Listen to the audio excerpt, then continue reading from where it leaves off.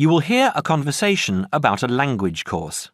First, you have some time to look at questions 1 to 5.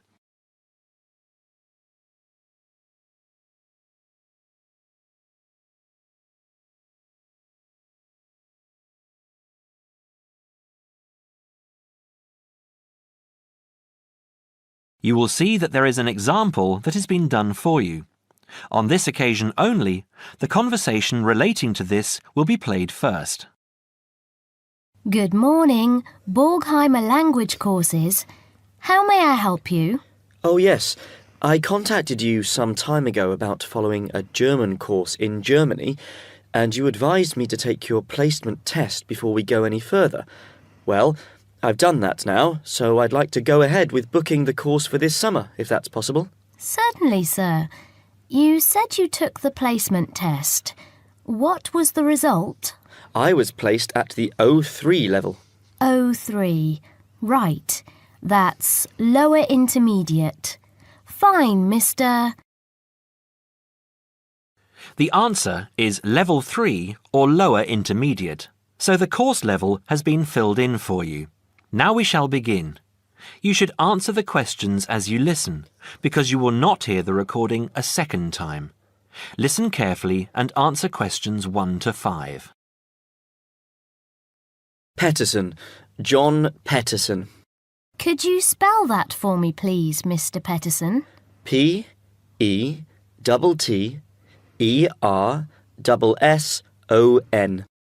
That's a double T and a double S.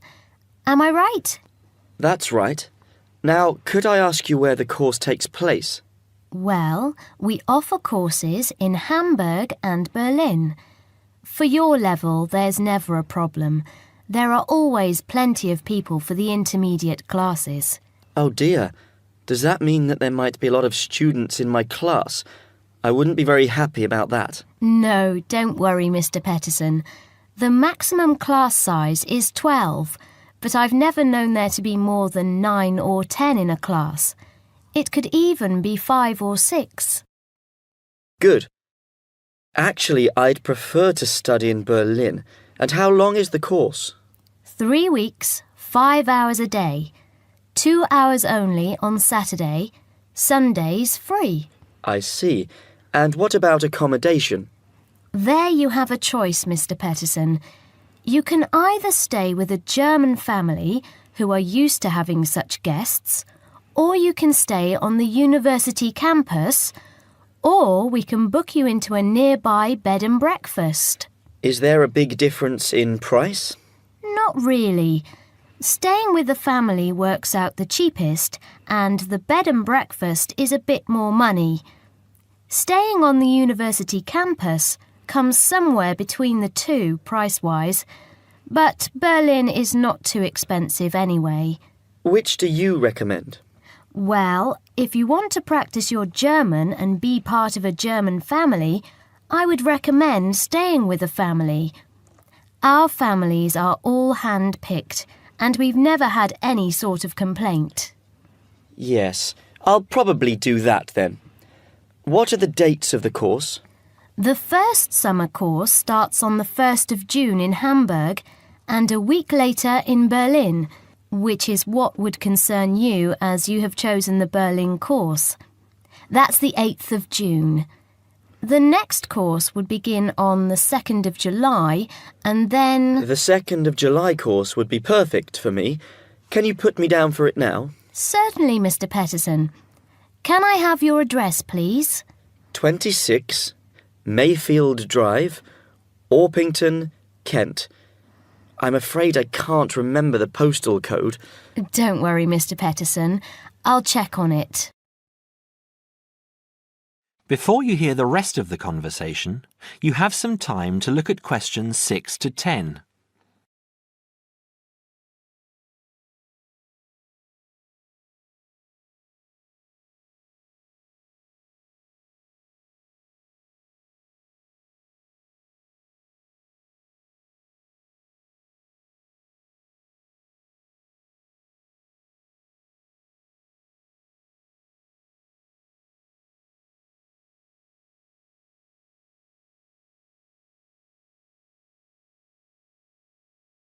Now listen and answer questions 6 to 10.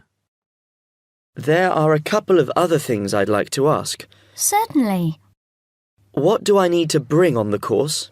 Well, apart from the obvious, you'll need our textbooks. I'll email you the name and publisher. You should be able to find it in your local bookstore. If you do have problems, call me or email me and I'll see what I can do. We provide the computers, computer disks, translation exercises and all that sort of thing, but you will need a good dictionary. We recommend Langenscheidt, which is more than adequate for your level. You don't have to go and spend a lot of money on an expensive dictionary. Not yet, anyway. Maybe you will when your German reaches a very high standard. That would be very nice. Now, finally, what about the cost of the course? And how do I pay? Would you like to pay that in pounds or in euros? Euros would be fine. In that case, it's 550 euros. You can pay by credit card if you like. Oh dear, I'm afraid I haven't got a credit card. How else can I pay? That's not a problem, Mr. Peterson. You can pay by bank transfer. Fine. By the way, I forgot to mention I am a full-time student. Have you got a student card? Oh, yes. Then that does make a difference, you'll be pleased to hear. You are entitled to 35% off the full price. And if you can persuade a few people to join you, it would work out even cheaper. How do you mean exactly? Well, for every 5 people you find, 1 goes free. In other words, if there are 6 of you, you get 1 free course. Of course, in reality, you would divide up the savings amongst you, presumably. Right. Well, I'll see what I can do. Thank you. Not at all, Mr. Peterson, and I'm sure you'll enjoy the course. There are, of course, sightseeing possibilities.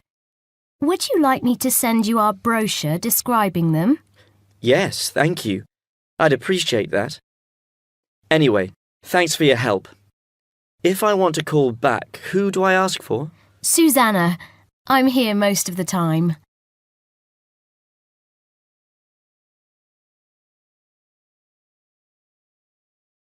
That is the end of part 1.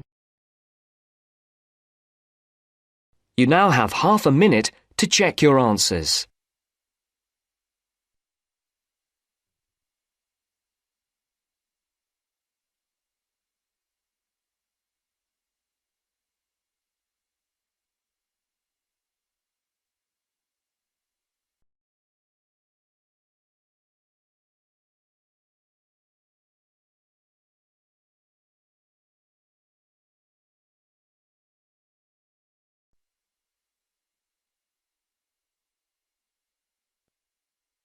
Now turns to part 2.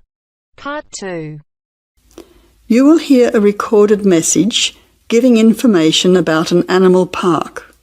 First, you will have some time to look at questions 11 to 15.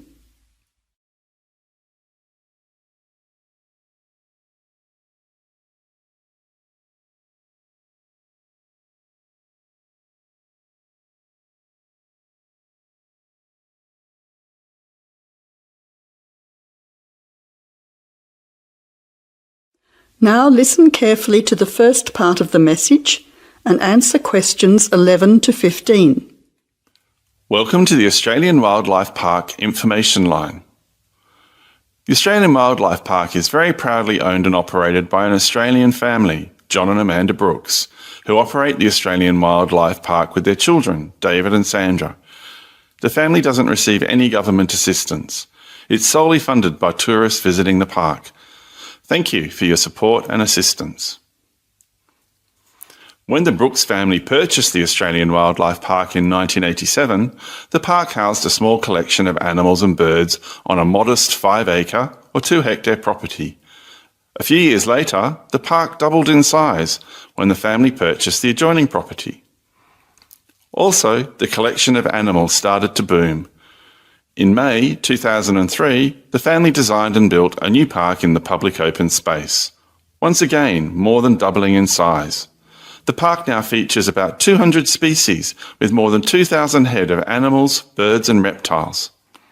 Regarding the entry fee, adults pay $23, children aged 3 to 14 pay $10, aged pensioners are $17, and students are $16. One of the great things about the Australian Wildlife Park is that all of the attractions are included in the entry fee. No extra money is needed around the park, so make the most of your experience. All shows, talks, photo opportunities and animal food are included in your entry fee. In addition, the Australian Wildlife Park is open every day of the year from 9 a.m. to 5:30 p.m, except Christmas Day, 25th of December. Before the final part of the message, you now have 20 seconds to look at questions 16 to 20.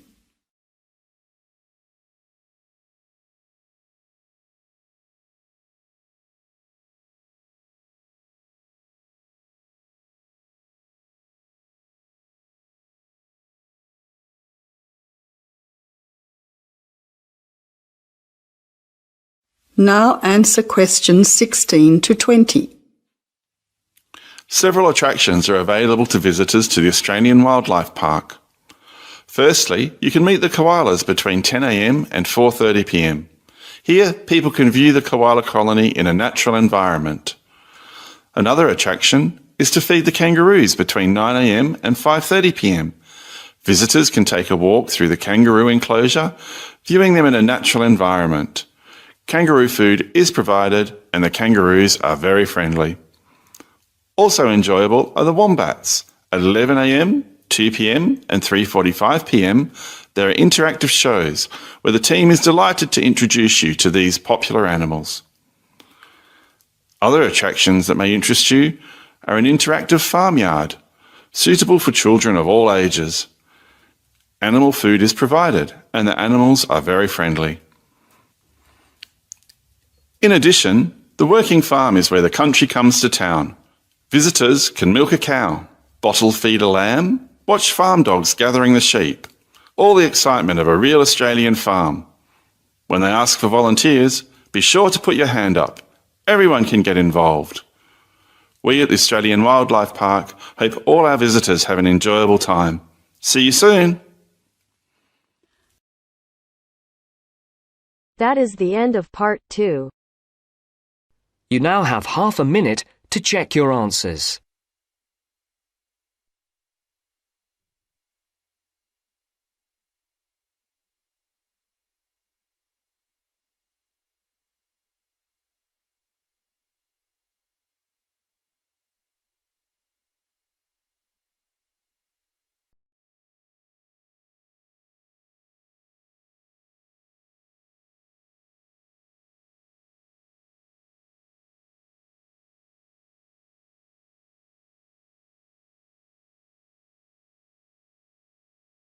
Now turns to part 3.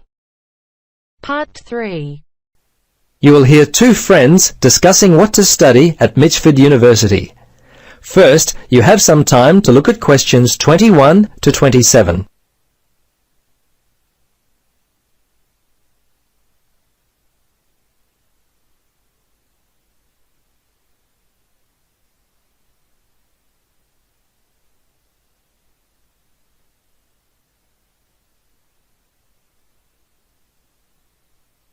Now listen carefully and answer questions 21 to 27. Hello, Gloria. Hi, Paul. I just heard that you're studying psychology this year. At the moment, that's true, but to be honest, I'm not sure exactly what to study. You're in your third year at university. Do you have any advice for me? Well, it's a difficult question for me to answer, but I do have some ideas based upon my personal experience that may be of help. Anything would be helpful at this point. I'm feeling a little worried about what I should do. Well, there are a few things that I would recommend. Firstly, ask yourself, what do you really enjoy studying? For example, maths, English, science? This will help you decide what course you should do. The university handbook lists all the courses available. You should take some time to look at it. A couple of my friends spoke with recent graduates of courses which took up a lot of time. Another thing which took a lot of time was an interview at the Dean of Academic Affairs office. They're always so busy there. Unless you've got a lot of time, I wouldn't bother with either of those ideas. Okay. Gloria, I understand there are some excellent publications that I can look at which will help answer my questions. But the trouble is, I'm having a real hard time locating them. Do you know where I might be able to go? Yes, I encountered this very same problem when I was deciding on what to study. I managed to locate a few excellent books that really helped me to decide what was best for me. Now, some of the details will be a little inaccurate. That's no problem. If you could just remember the titles, I'll be able to look them up at the university library. Now, let me just get my pen. Okay, ready? All right. The first book I found was What Should I Do? It was written by Paul Smith, and I believe it was published in 2000 by Smith Brothers. I think this was the best book I read, although Judy Newton's Choosing University Courses was also an excellent help for me. Can you remember what year that one was published? Let me see. Most of the books I read were published around the same year, 2000, I think. I can't remember who published it. I think it was Printers Limited. You'll have to check that one out yourself. No problem.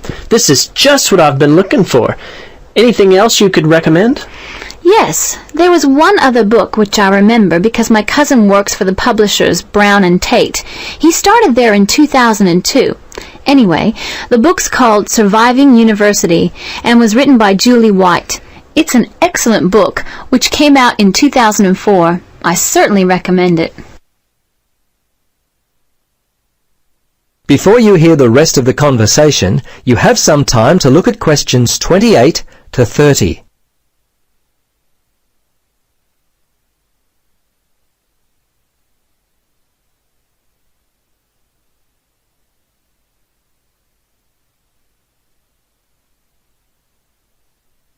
Now listen and answer questions 28 to 30. Gloria, this discussion has been so helpful. I wonder if I might ask one more question. Sure. What would you like to know? Well, I'm wondering why you finally decided to study psychology. Well, what helped me to decide was my interest in working with people. I think that's what you've got to really decide in your own mind. Do people give you energy or do they drain you of energy? I asked my friends what they thought of my idea, and most of them thought it was a good choice. Yeah, I think my parents or family members who know me well would be a good place to start. I think if you like to research subjects, you might prefer to work by yourself. That could help you to decide what area you should study. For me, I like working with numbers, and I knew psychology involved a lot of this, so that also helped me to choose my course of study. The bottom line is you've really got to know what you naturally like to do. Once you work that out, you simply choose areas of study that relate to those things. Well, Gloria, I can't thank you enough for your time. Would you be interested in joining me for a coffee?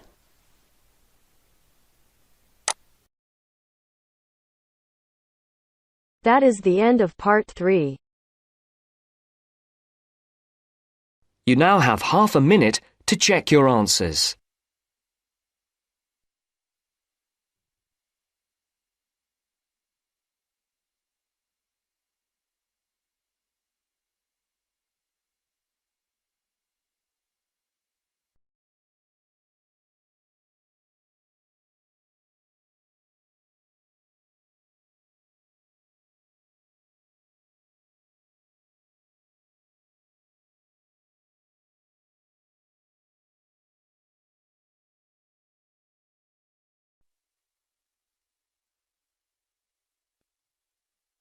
Now turns to part 4. Part 4. You are going to hear a conversation between two students about studying abroad. First, you have some time to look at questions 31 to 40.